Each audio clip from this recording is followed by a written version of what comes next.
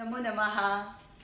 विद्यार्थी मित्रांनो, इयत्ता 9वी आणि 10वीच्या कृतीपुस्तिकेमध्ये 80 गुणांमध्ये आपल्याला 8 गुण हे 6व्या विभागासाठी राखीव आहेत. आता 1 ते 5 हे विभाग आपण पुस्तकाच्या मदतीने निश्चितपणे सोडवू शकतो, परंतु 6वा विभाग हा अपठितम अर्थात अनसीन या विभागामध्ये मोडणारा आहे आणि 8 गुण मिळविणे कसे सोपे आहे हेच मी आज सांगण्याचा प्रयत्न करणार आहे. 6व्या विभागामध्ये सर्वात अगोदर तुम्हाला एक गद्यांश दिला जाईल आणि गद्यांशम पठित्वा कृतीहि कुरुत असा प्रश्न विचारलेला असेल. यामध्ये एकूण 6 प्रश्न असतील. पैकी तुम्हाला 4च गुण मिळवायचे आहेत, परंतु त्या 6च्या 6 प्रश्नांचा परिचय आज मी तुम्हाला करून देणार आहे. सर्वप्रथम पहिला प्रश्न असेल पूर्ण वाक्येन उत्तरत. यामध्ये एका प्रश्नाचं तुम्हाला पूर्ण वाक्यामध्ये उत्तर लिहायचं आहे. प्रत्येक प्रश्न हा 1 गुणासाठी राखीव आहे. यानंतर तुम्हाला प्रतिपदिकम लिखत हा नव्यानं ओळखीचा होणारा अर्थात 9वी मध्ये प्रश्न आहे आणि प्रतिपदिकम याचा अर्थ काय ते मी आता सांगणार आहे. कोणत्याही धातूचं नामाचं तुम्हाला रूप दिलं जाईल, मग ते सर्वनाम असेल किंवा नाम असेल, आणि त्यामधला मूळ शब्द तुम्हाला लिहायचा आहे. मूळ शब्द म्हणजेच प्रतिपदिकम. उदाहरणादाखल देवस्य असा जर शब्द तुम्हाला दिला तर देवस्य या रूपामध्ये षष्ठीच्या रूपामध्ये देव हे प्रतिपदिकम आहे आणि तुम्ही केवळ देव शब्द लिहिण्याला 1 गुण राखीव आहे. अपेक्षा आहे की यामध्ये तुमचा एकही गुण जाणार नाही. यानंतर तिसरा प्रश्न तुम्हाला आहे वाक्यम पुनर्लिखित्वा सत्यम असत्यम वा लिखत. उत्तराच्या आधारानं अर्थात तुम्ही वाक्य सत्य आहे किंवा असत्य आहे हे लिहिणार आहात आणि यासाठी तुम्हाला 1 गुण निश्चितपणे मिळणार आहे. यानंतर पुढचा अर्थात चौथा प्रश्न आहे माध्यम भाषया सरलार्थम लिखत. दिलेल्या उतार्यातील एखादे 4 ते 5 शब्दांचे वाक्य तुम्हाला दिले जाईल आणि त्याचा तुम्ही सुरस मराठीमध्ये अर्थ लिहिणे अपेक्षित आहे. इथे शब्दशः भाषांतराला पूर्ण 1 गुण आहे आणि मला वाटतं तो तुम्हाला मिळणं अशक्य नाहीये. यानंतर 5वा प्रश्न यामध्ये असणार आहे गद्यांशात किमपि लकारस्य क्रियापदम चित्वा लिखत.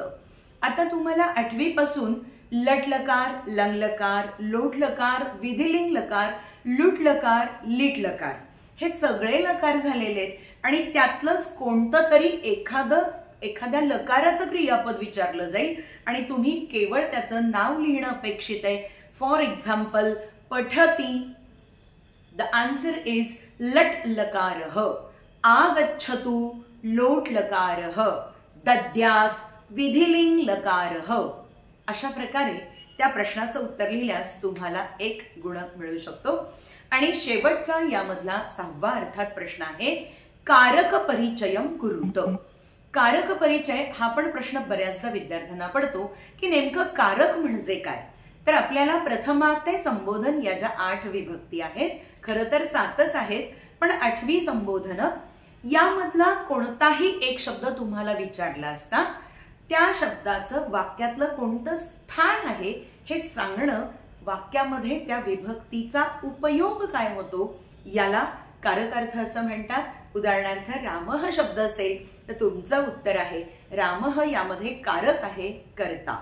रामम असेल तर कारक आहे कर्म. रामेण असेल तर कारक आहे करण अर्थात क्रियेचं साधन. रामाय असेल तर कारक आहे संप्रदानम अर्थात ज्याला द्यायचं त्याची चतुर्थी. रामात असा शब्द असेल तर अर्थात ते पंचमीचं रूप आहे आणि पंचमीचा कारक आहे अपादान. रामस्य असा शब्द असेल तर ते संबंध आहे, षष्ठी दाखवणारा शब्द आहे. आणि रामे असा शब्द असेल तर ते अधिकरण आहे, अधिकरणाची सप्तमी असते. आणि फायनली भो राम किंवा हे राम असे जर शब्द असतील तर ते संबोधनम आहे. थोडक्यात कर्ता कर्म च करणम संप्रदानम अपादानम अधिकरण इत्याहुः कारकाणि षट हाच श्लोक आपल्याला इथे मदतीचा होणार आहे. या प्रकारे तुम्ही 6व्या विभागातला अ हा उपप्रश्न अतिशय उत्तमरित्या सोडवू शकाल आणि ज्याचे तुम्हाला 4 पैकी 4 गुण मिळतील। यानंतर आ हा प्रश्न जो आहे 6व्या मधील आ हा 4 गुणांचा आहे। एक अनसीन श्लोक तुम्हाला विचारला जाईल, 2 ओळींचे 2 किंवा 4 ओळींचा 1 असे श्लोक येथे असतील आणि त्यावर तुम्हाला 4 गुणांना प्रश्न आहे।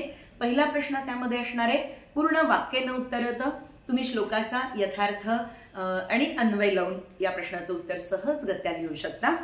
त्यानंतर एखादा समानार्थी शब्द तुम्हाला लिहायचा असेल किंवा शब्द दिला असेल, पद्यांशतः योग्यम शब्दम चित्वा लिखत, समानार्थक शब्द चित्वा लिखत अशी सूचना असेल, ते पण तुम्हाला अवघड नाही जाणार। आणि शेवटी 2 मार्कांसाठी तुम्हाला निश्चितपणे एक जालरेखाचित्र येणार आहे आणि ते पण तुम्ही श्लोका आधारे सोडवू शकणार आहात आणि मग त्याचे 4 गुण मिळून एकूण 4 अधिक 4 असा अ आणि आ हा 8 गुणांचा प्रश्न परीक्षेमध्ये सोडवण्यास तुम्ही समर्थ असाल। अपेक्षा आहे या व्हिडिओमधून तुम्हाला अपठितचं जे पण काही भय होतं ते निघून गेलेलं आहे आणि हा अनसीन विभाग आपल्याला अजिबातच गुण वजा करणारा ठरणार नाही, उलट पक्षी तो गुण मिळवून देणाराच ठरेल। शुभम भवतु, अनेक शुभेच्छा।